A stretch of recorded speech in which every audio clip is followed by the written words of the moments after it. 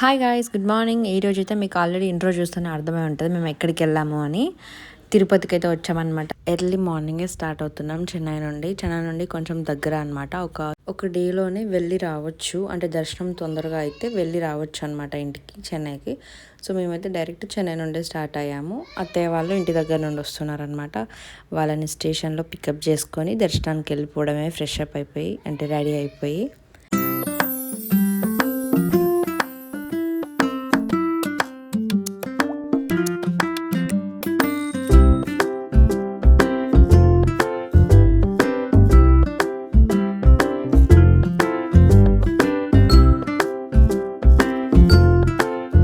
మా చిన్నోడికి మాత్రం మార్నింగే బయటకు వెళ్ళి తీసుకెళ్తున్నారు ఏంటి అని బాగా ఎగ్జైట్ అవుతున్నాడు. మార్నింగ్ బయట వ్యూ మాత్రం చాలా బాగుందన్నమాట. కూల్గా ఉంది వెదర్ కూడా, అసలు ఎండ అనేది లేదు.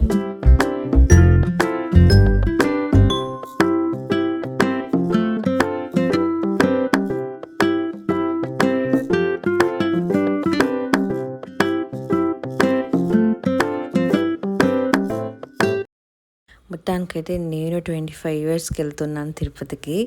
ఎందుకు ఏంటో తెలీదు, అసలు వీలు అవ్వలేదు వెళ్ళడానికి. ప్రస్తుతానికి చిన్నోడి కోసం మొక్కుంది అన్నట్టు, అందుకనే వెళ్తున్నాము.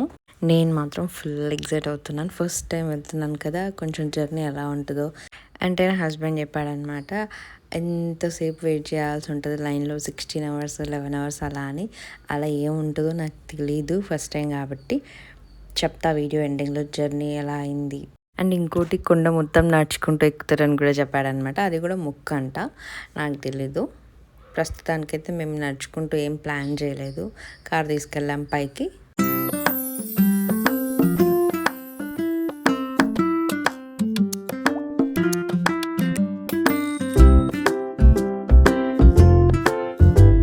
ఫస్ట్ అయితే అత్తయ్య వాళ్ళని రిసీవ్ చేసుకున్నాం అనమాట. ఇక ఇంతసేపు తినకుండా ఉన్నాం కాబట్టి అందరం కలిసి టిఫిన్ చేద్దామని చెప్పి టిఫిన్ అయితే చేయడానికి వెళ్ళాము. చిన్నోడికి కూడా కొంచెం పాలు తాగిపించాం, బయటే పాలు తీసుకొని. మేము తింటుంటే మా దాంట్లో కూడా కొంచెం తిన్నాడు అనమాట, ఇడ్లీ దోశ అట్లా.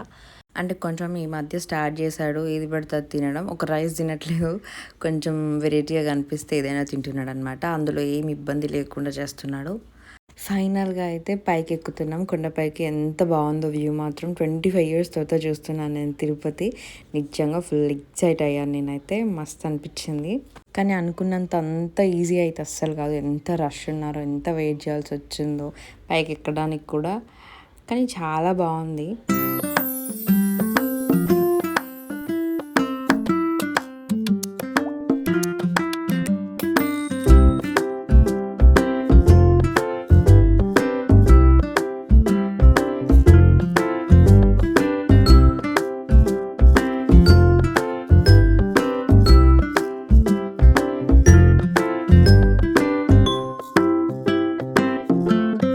ఫైనల్గా అయితే కోనేరు దగ్గరకు వచ్చేసాం. అన్నీ గబగబా ఫాస్ట్గా అయిపోతున్నాయి. నా హస్బెండ్ భయపెట్టినంత అనిపించలేదు నిజంగా. అందరం రెడీ అయ్యి దర్శనానికి వెళ్తున్నాం అనమాట. ఇక్కడ ఉంటుందంట అసలు సీన్, నాకు కూడా తెలియదు. చాలాసేపు వెయిట్ చేయాల్సి వస్తుంది, నడవాల్సి వస్తుంది అని అన్నాడు. సో అలా ఏం జరగలేదు.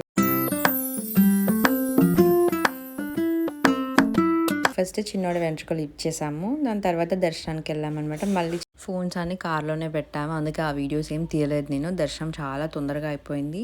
మా గుండుని చూడండి, గుండు అయిపోయిన తర్వాత ఎంత క్యూట్ ఉన్నాడో.